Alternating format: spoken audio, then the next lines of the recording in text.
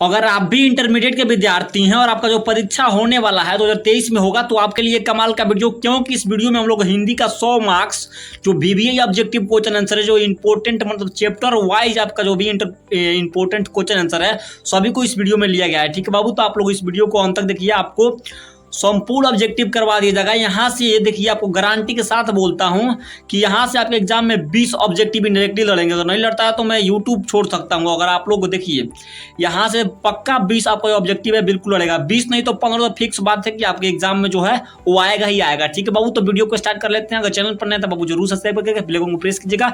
आपको इसी प्रकार का लेटेस्ट जो वीडियो है उसको देते रहते हैं, और आप सभी एग्जाम का जो तैयारी है वो आप लोग का करवाते रहते हैं। ठीक है बाबू, तो वीडियो को स्टार्ट कर लेते हैं। देखिए फर्स्ट नंबर क्वेश्चन क्या बोल रहा है, आपके सामने आएगा फर्स्ट नंबर क्वेश्चन आपके एग्जाम में।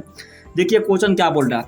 क्वेश्चन बोल रहा है कि बातचीत शीर्षक निबंध के अनुसार जो कुछ मवाद या धुआं जमा रहता है वह बाप बनकर निकल पड़ता है, कैसे जी? बताइए जी, इसका राइट आंसर क्या हो जाएगा।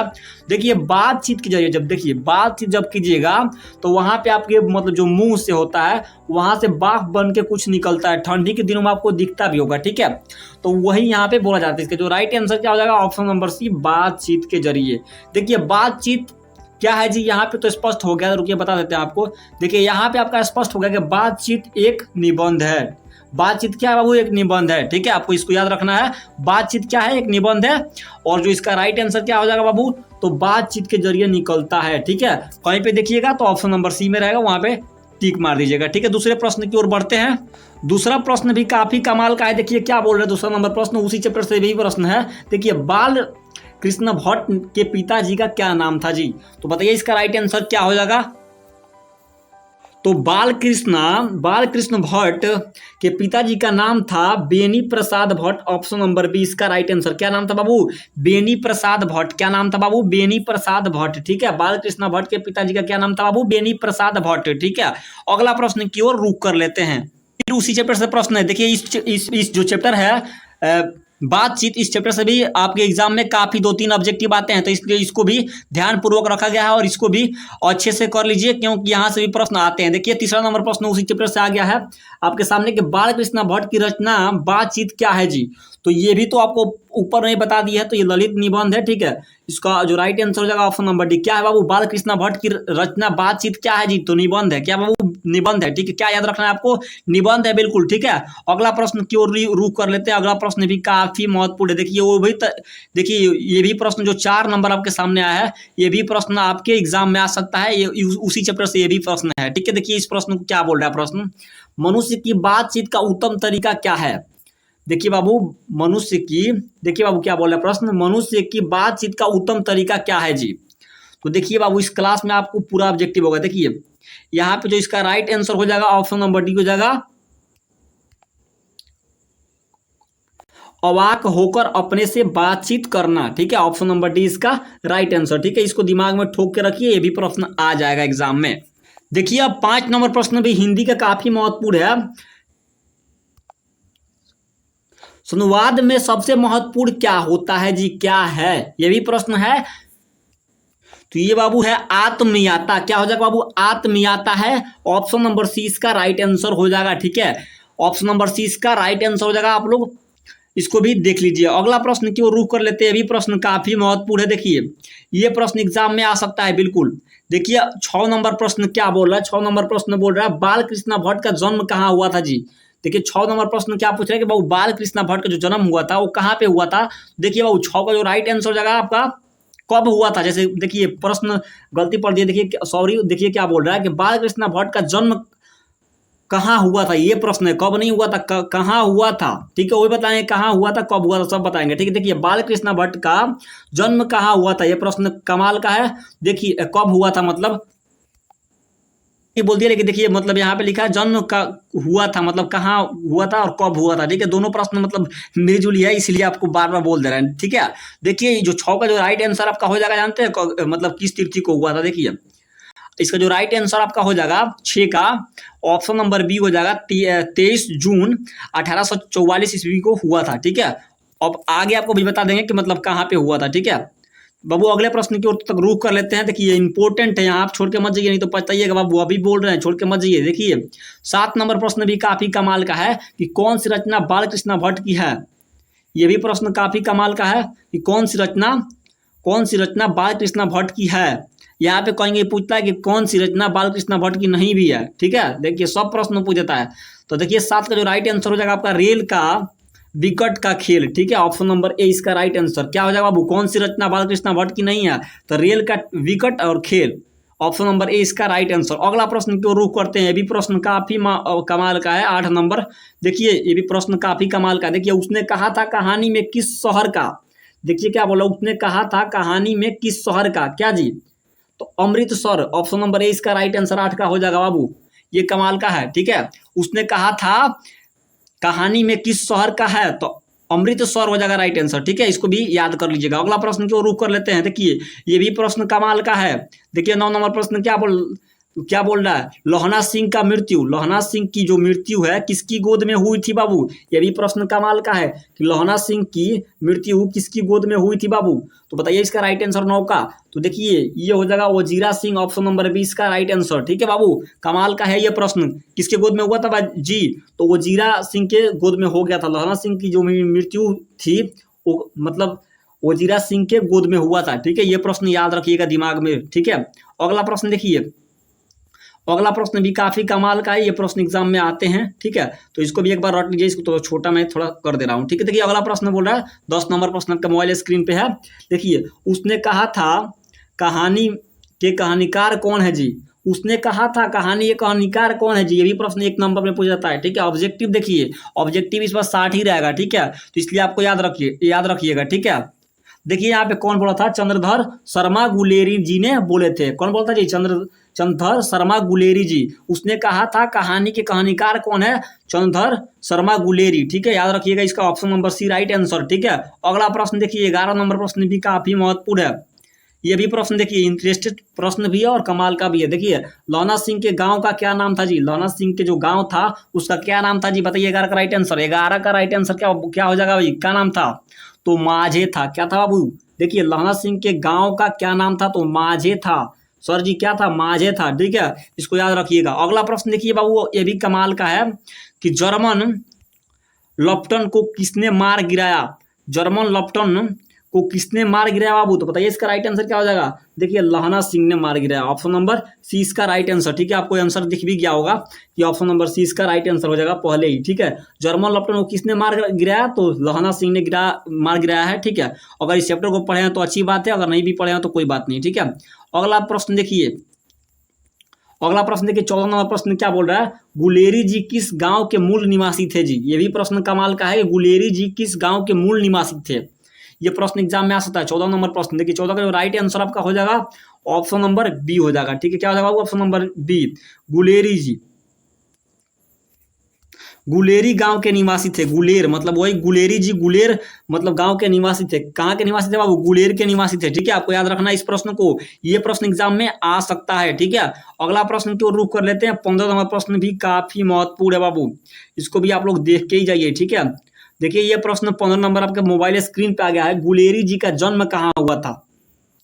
15 नंबर प्रश्न पूछा है, गुलेरी जी का जो जन्म था वो कहाँ पे हुआ था। देखिए जयपुर के राजस्थान में हुआ था, ऑप्शन नंबर 20 का राइट आंसर। ठीक है, आपको घबराना नहीं, आपको एक प्रश्न याद रखना है, आपको सभी महत्वपूर्ण जितना भी ऑब्जेक्टिव है आपको इस चैनल पे मिलेगा। ठीक है, आपको एक एक जो भी है सब कुछ ऑब्जेक्टिव सब्जेक्टिव सारा करवा दिया जाएगा। ठीक है, आप टेंशन लेने की कोई आवश्यकता नहीं, अब मैं आ गया हूँ। ठीक है, अगला प्रश्न देखिए 16 नंबर प्रश्न देखिए, 16 नंबर प्रश्न भी काफी महत्वपूर्ण और कमाल का है और इंटरेस्टेड भी है। ठीक है, देखिए प्रश्न की 16 नंबर क्या बोल रहा है कि जयप्रकाश नारायण के बचपन का क्या नाम था। देखिए बाबू जयप्रकाश नारायण का बचपन का क्या नाम था बाबू, 16 नंबर प्रश्न पूछ रहा है, बताइए आप लोग। तो ये क्या था बाबू, बाउल नाम था। क्या नाम था बाबू, बाउल नाम था, बाउल। जयप्रकाश नारायण के बचपन का नाम क्या था जी, तो बाउल था। क्या था बाबू, बाउल था। ठीक है, अगला प्रश्न देखिए 17 नंबर प्रश्न भी काफी कमाल का है और महत्वपूर्ण भी है। ठीक है, देखिए अगला प्रश्न क्या बोला 17 नंबर, किसने कहा था अभी ना जाने कितने मीलों में इस देश की जनता को जाना है। देखिए क्या बोला प्रश्न, किसने कहा था अभी ना जाने कितने मीलों इस देश की जनता को जाना है। जो इसका राइट आंसर 17 का हो जाएगा ना आपका ऑप्शन नंबर सी हो जाएगा, यानी कि नीचे में उसका जो है वो दिया गया था, जवाहरलाल नेहरू जी ने बोले थे, जवाहरलाल नेहरू जी ने बोले थे। ठीक है, अगला प्रश्न की ओर चर्चा कर लेते हैं बाबू, एसएसटी और पावर। ये भी काफी कंपटीशन के लिए भी महत्वपूर्ण है। जो ये प्रश्न था ना, ये एसएसटी जैसा था। इस एसएसटी में ऐसा प्रश्न आता है, ये मतलब हिंदी और एसएसटी दोनों मिली जुली था। इसमें जो ये प्रश्न है ये एसएसटी में भी पूछा जाता है। ठीक है, तो आपको इसको ध्यान रखना है, कंपटीशन में भी आ चुका है। ठीक है, बीपीएससी में भी प्रश्न पूछा गया था ये वाला। ठीक है, इस बार ही जब पेपर लीक हो गया था, एग्जाम कैंसिल हो गया था तब। ठीक है, 18 नंबर प्रश्न देखिए बाबू, क्लास देखिए रेगुलर कीजिए। देखिए 18 नंबर प्रश्न देखिए, किस अस्पताल में दिनकर जी का निधन हुआ। ये भी प्रश्न काफी महत्वपूर्ण है, किस अस्पताल में दिनकर जी का निधन हो गया था। विलिंग नर्सिंग होम में हुआ था, ऑप्शन नंबर डी इसका राइट आंसर हो जाएगा। ठीक है, इस प्रश्न का right answer option number D. ठीक है, विलिंग गार्डन नर्सिंग होम में हुआ था। ठीक है, अगला प्रश्न की ओर चर्चा कर लेते हैं। ये भी प्रश्न कमाल का है। ठीक है, ऑप्शन नंबर डी था उसका राइट आंसर। अगला प्रश्न देख लीजिए बाबू, अब 19 नंबर प्रश्न आपका मोबाइल स्क्रीन पे आएगा। जयप्रकाश नारायण को किसका दलाल, मतलब जयप्रकाश नारायण को किसका दलाल कहा गया। मतलब जो था जयप्रकाश नारायण जो थे उनको कौन मतलब दलाल कहा था। ठीक है, कहाँ का मतलब दलाल कहा जाता था, तो देखिए ब्रिटेन का दलाल कहा जाता था। कहाँ का, वो ब्रिटेन का दलाल कहा जाता था। ठीक है, ऑप्शन नंबर 20 का राइट आंसर। ठीक है बाबू, इस प्रश्न का जवाब ऑप्शन नंबर 20 का राइट आंसर। तो आपके सामने अब अगला प्रश्न आ गया कि जयप्रकाश जी को किसका भाषण सुनकर अमेरिका जाने का प्रेरणा मिली। तो ये स्वामी सत्यदेव जी के जो था उसका जो मतलब प्रेरणा स्रोत जो कविता था उसको सुनकर, भाषण जो था वो सुनकर और चले गए थे अमेरिका। ठीक है, तो यही बात है। ठीक है, अगला प्रश्न देखते हैं बाबू। ये भी कमाल का प्रश्न था, ये भी एग्जाम में आ सकता है। आप इसको लिख के याद कीजिए या ऐसे भी याद कर सकते हैं, कोई दिक्कत नहीं है। ठीक है, अगला प्रश्न देखिए, फ्री प्रेस के मालिक कौन थे। फ्री प्रेस के मालिक कौन थे जी, तो ये तो प्रश्न का आंसर आपको पहले ही मिल चुका है। तो कौन था बाबू, तो सदानंद जी थे। ऑप्शन नंबर सी इसका राइट आंसर। कौन था जी, सदानंद जी। ठीक है, अगला प्रश्न की ओर चर्चा कर लेते हैं। भी प्रश्न कमाल का है। देखिए प्रश्न देखिए, ऑब्जेक्टिव टाइप प्रश्न पढ़िए ज्यादा, क्योंकि देखिए अब एग्जाम में 60 ही ऑब्जेक्टिव पूछे जाने वाले हैं। ठीक है, तो ऑब्जेक्टिव पे भी विशेष फोकस रखिए आप लोग। अगला प्रश्न देखिए 22 नंबर, जयप्रकाश नारायण ने आईएएस की परीक्षा कहाँ से पास की थी। आईएएसी की परीक्षा कहाँ से पास की थी, तो बताइए जी कहाँ से। इसका राइट आंसर आप लोग भी कमेंट करने का प्रयास कीजिए। 22 का राइट आंसर बताइए आप लोग। तो 22 का right answer Bihar, number D इसका राइट आंसर। ठीक है, हिंदी विश्वविद्यालय टिक मत मारिएगा, पटना विश्वविद्यालय टिक मत मारिएगा, मतलब यहाँ पे बिहार विद्यापीठ पे टिक मारिएगा। ठीक है, अगला प्रश्न देख लेते हैं बाबू, कमाल का है। देखिए 23 नंबर प्रश्न भी काफी कमाल का है कि दिनकर जी को निधन में कौन सा पुरस्कार मिला। दिनकर जी को निम्न में से कौन सा पुरस्कार मिला। देखिए निधन नहीं, दिनकर जी को निम्न में से कौन सा मतलब पुरस्कार जो था वो मिलल था। तो बताइए क्या मिलल था, मतलब वही पुरस्कार दिया गया था, मिला था। ठीक है, बताइए इसका राइट आंसर क्या जाएगा 23 का। जो 23 का जो राइट आंसर हो जाएगा आपका ऑप्शन नंबर बी हो जाएगा। ठीक है, क्या मिला था बाबू, ऑप्शन नंबर बी हो जाएगा। ठीक है, इसका राइट आंसर, इसको भी याद रखिएगा। अगला प्रश्न देख लेते हैं 24 नंबर प्रश्न भी काफी महत्वपूर्ण है। ठीक है, इसका पीडीएफ टेलीग्राम ग्रुप में मिलेगा। ठीक है, जो वीडियो को अंत तक देखेगा उसको जो है वो दे दी जाएगा। ठीक है, अगला प्रश्न देखिए बाबू क्या बोल रहा है, दिनकर जी का जन्म बिहार के किस जिले में हुआ था। तो बताइए जी कहाँ पे हुआ था। दिनकर जी जो थे उनका जो जन्म था वो बिहार के किस जिले में हुआ था, बताइए राइट आंसर इसका। तो ये कहाँ पे हुआ था, बेगूसराय में हुआ था। ठीक है, बेगूसराय के छात्र भी देख रहे होंगे, बेगूसराय में हुआ था। ठीक है, अगला प्रश्न की चर्चा कर लेते हैं। 25 नंबर प्रश्न भी काफी कमाल का है। ठीक है, अगला प्रश्न देखिए 25 नंबर, दिनकर जी का पहली काव्य पुस्तक कौन सी थी। देखिए दिनकर जी की पहली काव्य पुस्तक कौन सी थी, ये भी प्रश्न तो कमाल का है ना 25 नंबर। तो देखिए 25 का जो राइट आंसर आपका हो जाएगा ना ऑप्शन नंबर डी हो जाएगा, प्राण भंग। ठीक है, अगला प्रश्न की चर्चा कर लेते हैं। अभी प्रश्न कमाल का है। ठीक है, देखिए दिनकर जी की पहली काव्य पुस्तक कौन सी थी, तो प्राण भक्त भंग थी ऑप्शन नंबर डी, इसको दिमाग में ठोक के रखिए। ठीक है, अगला प्रश्न देख लेते हैं बाबू। 26 नंबर प्रश्न पे आ गए हम लोग, और आधा प्रश्न बाकी है, पूरा देख के जाएंगे, वीडियो को छोड़ के नहीं जाएंगे। ठीक है, अगला प्रश्न देखिए 26 नंबर, दिनकर जी का पहली कविता कब प्रकाशित हुई थी जी। 26 नंबर प्रश्न बोल रहा है कि दिनकर जी की पहली कविता कब प्रकाशित हुई थी। ये भी प्रश्न काफी कमाल का है। 26 का जो राइट आंसर हो जाएगा आपका 1925 ईस्वी में हुआ था। ठीक है, कब 1925 ईस्वी में प्रकाशित की गई थी। ठीक है, ऑप्शन नंबर बी इसका राइट आंसर। अगला प्रश्न की चर्चा कर लेते हैं बाबू। अगला प्रश्न भी काफी कमाल का है। देखिए यहाँ पे दिनकर जी के चैप्टर से काफी कमाल का ऑब्जेक्टिव पूछा था, इसलिए उनको भी लाया गया, इसमें शामिल किया गया। केवल चैप्टर से मतलब ऑब्जेक्टिव है। ठीक है, इसके बाद से व्याकरण से भी प्रश्न लिए जाएंगे और आपको पढ़ाए जाएंगे। ठीक है, आप लोग कमाल का वीडियो देखते रहिए, चैनल को सब्सक्राइब कर दीजिए, बेल आइकन को प्रेस कीजिए। देखिए अब 27 नंबर प्रश्न में क्या पूछ रहा है। दिनकर जी के अनुसार यदि पति विचार है तो पत्नी क्या है? बताइए जी, पति जो विचार है तो पत्नी क्या होगी? ये तो प्रश्न कमाल का ना है। बताइए इसका राइट आंसर क्या हो जाएगा। 27 का राइट आंसर आप लोग भी कमेंट करने का पूरी कोशिश कीजिए। तो देखिए भावना है। ठीक है, क्या है बाबू? भावना है। ऑप्शन नंबर सी इसका जो है वो राइट आंसर है। ठीक है, भावना। क्या बाबू? भावना है। क्या है बाबू? भावना है। ठीक है, इसको दिमाग में ठोकिए। देखिए अगला प्रश्न क्या बोल रहा है। देखिए 28 नंबर प्रश्न बोल रहा है निम्नलिखित में कौन सी रचना दिनकर जी की नहीं है? देखिए प्रश्न पूछा है निम्नलिखित में कौन सी रचना दिनकर जी की नहीं है जी। तो क्या नहीं है?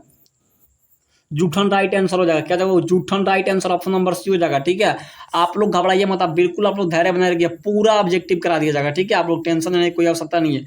29 नंबर प्रश्न देखिए, निम्न में से किस कहानी में ग्रीन का उल्लेख किया गया? मैं ग्रीन का उल्लेख जो थे वो किया गया। बताइए राइट आंसर क्या, किस में? उसने कहा या रोज में? उसने कहा या रोज में। 29 का राइट आंसर आप लोग भी कमेंट करने का पूरी प्रयास कीजिए। तो ये उसने कहा था, ऑप्शन नंबर ना रोज में, option number B right answer, रोज में। ठीक है, 29 का राइट आंसर रोज हो जाएगा। ठीक है, ऑप्शन नंबर बी। ठीक है, किसने कहा था बाबू? तो रोज कहानी में कहा गया था। ठीक है, ग्रीन का उल्लेख किया गया था। देखिए प्रश्न क्या पूछा था कि निम्न में से किस कहानी में मैं ग्रीन का उल्लेख किया गया था? तो आपका हो जाएगा रोज। ठीक है, उसने कहा था नहीं होगा, रोज होगा। ऑप्शन नंबर बी इसका राइट आंसर, इसको याद रखिएगा। ठीक, गलती से बोल दिए। अगला प्रश्न देखिए, अगला प्रश्न भी काफी कमाल का है। ये प्रश्न आपके एग्जाम में आ सकता है। ठीक है, तो इसको भी ध्यान में रखिएगा। देखिए मालती किस कहानी की पत्रा है? मालती जो थी वो किस कहानी की पत्रा थी? तो बताइए राइट आंसर 30 का राइट आंसर आप लोग भी कमेंट कीजिए। तो ऑप्शन नंबर बी हो जाएगा। ठीक है, रोज में। ठीक है, रोज चैप्टर से ही ये आप प्रश्न अभी आपके मोबाइल स्क्रीन पे दिख रहे हैं। ठीक है, अगला प्रश्न देखिए, रोज चैप्टर से यही प्रश्न है। देखिए रोज शीर्षक कहानी। देखिए रोज क्या है? रोज क्या है बाबू? रोज एक कहानी है। ठीक है, इसको याद रखिएगा। रोज क्या है बाबू? तो एक कहानी है। देखिए रोज शीर्षक कहानी में किसने पूछा तुम कुछ प्रति लिखती हो जी? किसने पूछा जी? तो लेखक जी ने पूछे थे। ऑप्शन नंबर ए इसका राइट आंसर। कौन पूछा था जी? लेखक ने पूछा था। ठीक है, रोज शीर्षक कहानी में किसने पूछा तुम कुछ प्रति लिखती नहीं हो? तो लेखक जी ने पूछे थे। ऑप्शन नंबर ए इसका राइट आंसर। अगला प्रश्न देखिए बाबू, कमाल का प्रश्न है। देखिए महेश्वर का पत्नी का क्या नाम था? महेश्वर का जो पत्नी थी उसका नाम क्या था पति बाबू? ये भी प्रश्न तो कमाल का है ना, कि महेश्वर की पत्नी का क्या नाम था जी? महेश्वर जी की जो पत्नी थी उनका नाम क्या था? वो 32 का राइट आंसर क्या बताइए? तो ये मालती ही नाम था। क्या था वो? मालती ही नाम था। महेश्वर जी की पत्नी का क्या नाम था? तो मालती ही नाम था। ठीक है, अगला प्रश्न देख लेते हैं। अगला प्रश्न भी काफी कमाल का, इसको भी देख लीजिए। देखिए लेखक ने कितने वर्ष के बाद मालती से मिलने आया था? लेखक ने कितने वर्ष के बाद मालती से मिलने आया था? तो ये प्रश्न का राइट आंसर आप लोग भी कमेंट करने का पूरी कोशिश कीजिए। ठीक है, तो कितने के दिन के बाद? तो वो बताइए राइट आंसर। तो आपका 2 या 4 वर्ष के बाद। 4 वर्ष के बाद, 2 नहीं 4 हो जाएगा। ठीक है, ऑप्शन नंबर 20 का राइट आंसर, 4 वर्ष के बाद। 33 का राइट आंसर क्या हो जाएगा? 33 का जो right answer option number B हो जाएगा। ठीक है, 4 वर्ष के बाद। ठीक है, अगला प्रश्न देख लेते हैं। वो मालती के पति किस बीमारी का ऑपरेशन करके आए हुए थे जी? पथरी का। 34 का राइट आंसर आप लोग भी कमेंट करने की पूरी कोशिश कीजिए बाबू। ये प्रश्न कमाल का है। ठीक है, ये प्रश्न का बाबू कमाल का है। ठीक है, तो 34 का राइट आंसर आप लोग भी बताने का पूरी कोशिश कीजिए। आप लोग को ये भी प्रश्न महत्वपूर्ण है। 34 का जो राइट आंसर आपका ऑप्शन नंबर सी हो जाएगा। ठीक है, गैग्रीन। ठीक है, गैग्रीन। ठीक है, ऑप्शन नंबर सी इसका राइट आंसर हो जाएगा। ठीक है, 34 का जो right answer option number C हो जाएगा। ठीक है, अगला प्रश्न देखिए, मालती का पति जी का नाम क्या था जी? तो महेश्वर था ना, ऊपर में ही पढ़ लिए थे, महेश्वर जी था। ठीक, क्या था वो? महेश्वर था। ये 35 नंबर प्रश्न है, तो ये आपका महेश्वर ही था। ठीक है, ऑप्शन नंबर 20 का राइट आंसर, इसको याद कर लीजिएगा। ठीक है, 19 मिनट का वीडियो हो गया। ठीक है, अंत तक देखिए बाबू, आधा घंटा में इस वीडियो को खत्म करेंगे, पूरा ऑब्जेक्टिव आपको पढ़ा देंगे। ठीक है, अगला प्रश्न देखिए क्या बोल रहा है।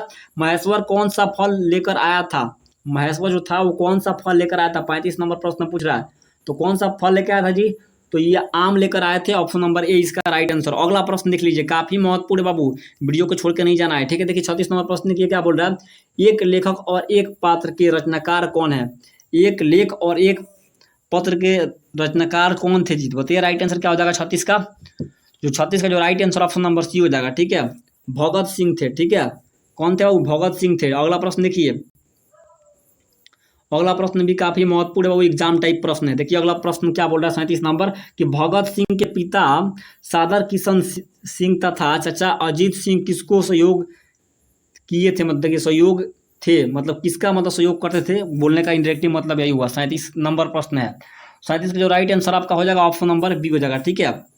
लाला लाजपत राय, ठीक है, लाला लाजपत राय को, ठीक है।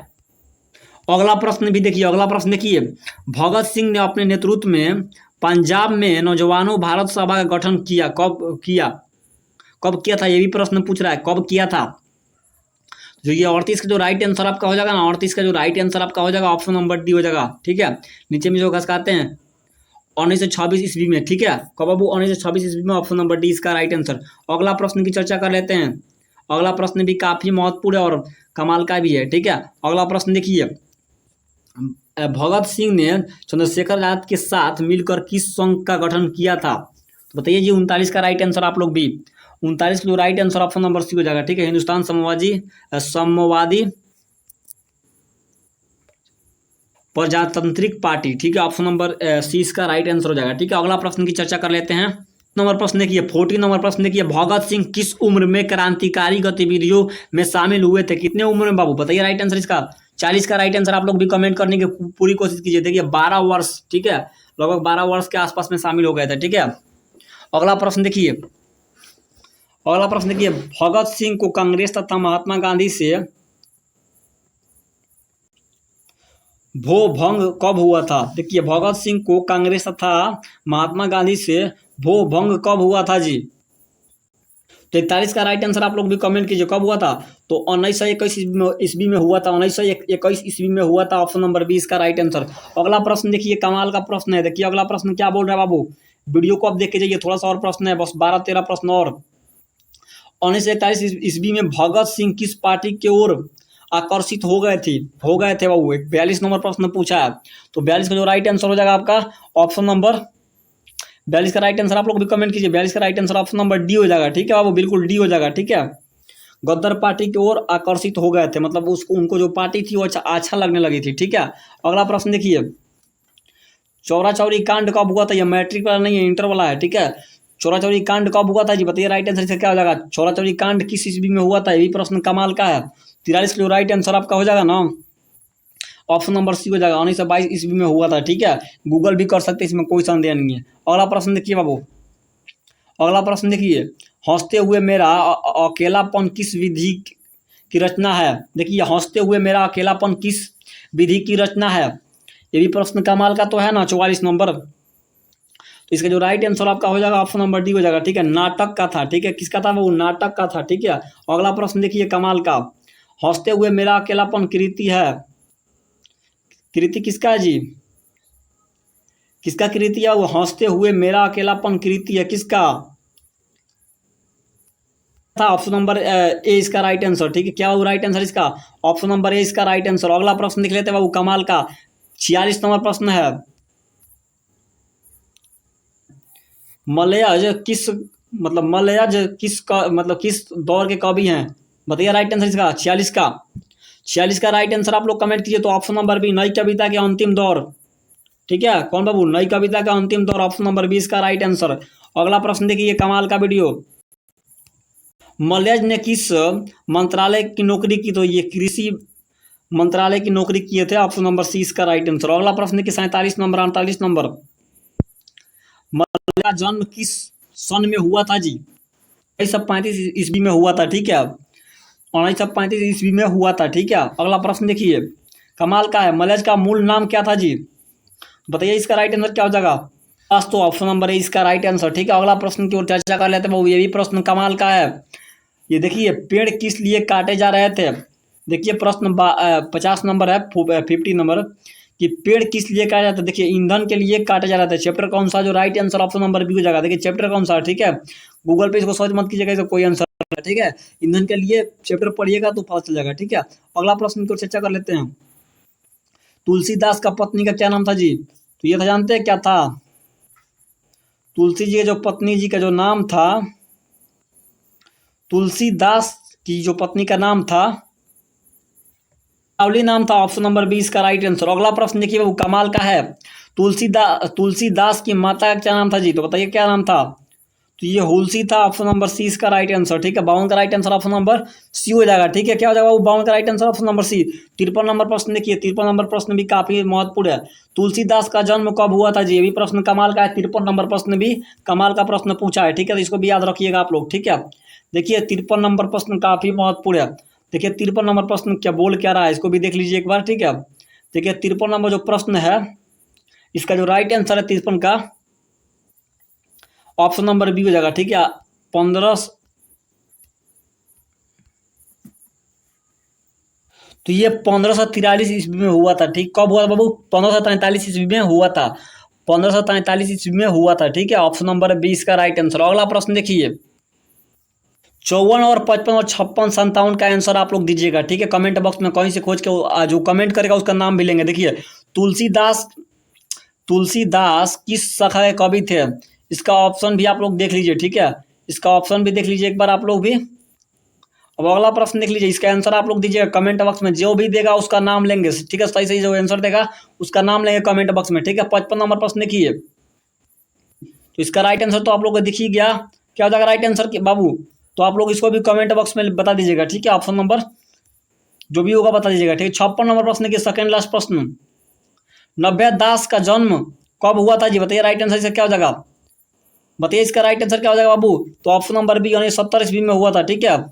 अनुमानित है, ये कंफर्म नहीं, अनुमानित 1970 ईस्वी में।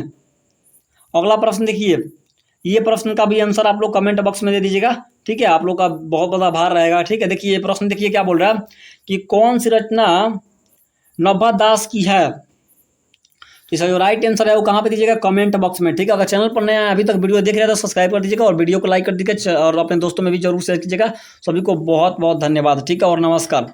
और चैनल को सब्सक्राइब कर लीजिएगा तो उससे आपको फायदा होगा यही कि आपको लेटेस्ट अपडेट जो भी होगा सब कुछ मिलते रहेगा और सभी क्लास को ज्वाइन करते रहिए। सभी को बहुत बहुत धन्यवाद।